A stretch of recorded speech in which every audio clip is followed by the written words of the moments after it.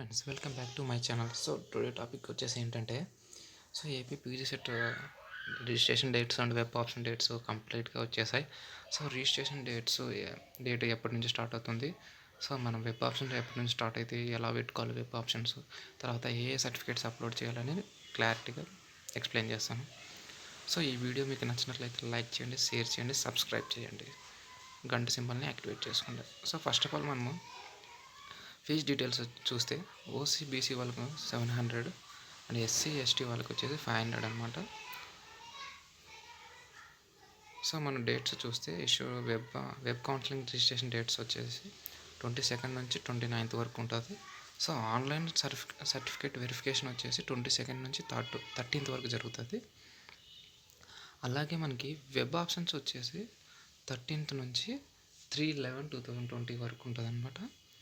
So change of web options వచ్చేసి 3/11/2022. So change of web option అనేది చాలామంది ఇంకా కన్ఫ్యూజ్ అవుతున్నారు. నేను లాస్ట్ వీడియోలో కూడా చెప్పాను. చేంజ్ ఆఫ్ వెబ్ ఆప్షన్స్ అంటే ఏంటంటే కొంతమంది వెబ్ ఆప్షన్ పెట్టేటప్పుడు సేవ్ చేస్తారు, కొంతమంది ఫ్రీ చేస్తారు. సో సేవ్ చేసిన వాళ్ళు ఏంటంటే ఎప్పుడన్నా కానీ వాళ్ళు లాగిన్ అయ్యి మళ్ళీ వెబ్ ఆప్షన్ పెట్టుకున్న కాలేజెస్ డిలీట్ చేసుకోవచ్చు, యాడ్ చేసుకోవచ్చు. ఈ ఫ్రీ చేసిన వాళ్ళు ఏంటంటే వాళ్ళకి పర్టికులర్గా థర్డ్ మాత్రమే చేంజ్ చేసుకోవాల్సి వస్తుంది. ఫ్రీ చేస్తే మనకి చాలా కష్టమవుతుంది. కాబట్టి ఫ్రీ చేయకండి. ఎవరైనా కానీ సేవ్ చేసుకోండి. ఫ్రీ చేస్తే మీకు యాడ్ చేసుకోవడం, డిలీట్ చేసుకోవడం పర్టికులర్ ఒక్కరోజు మాత్రమే ఉంటుంది. అలాగే అలాట్మెంట్ ఆఫ్ సీట్స్ వచ్చేసి 5th అనమాట, 5వ తారీఖు. రిపోర్టింగ్ అట్ కాలేజ్ వచ్చేసి 7 నుంచి 10 వరకు ఉంటుంది. సో నెక్స్ట్ ఏంటంటే మనం సర్టిఫికేట్ ఏమేమి అప్లోడ్ చేయాలో చూద్దాం ఒకసారి. The following are the scanned certificate to be upload at the time of registration. So hall ticket, తర్వాత మీకు rank card, TC, degree marks memo, degree provisional certificate, inter marks memo or diploma marks memo, SSC marks memo, study certificate వచ్చేసి మనకి 9th class నుంచి degree వరకు ఉండాలి study certificates. So residency certificates and caste certificates or income certificates.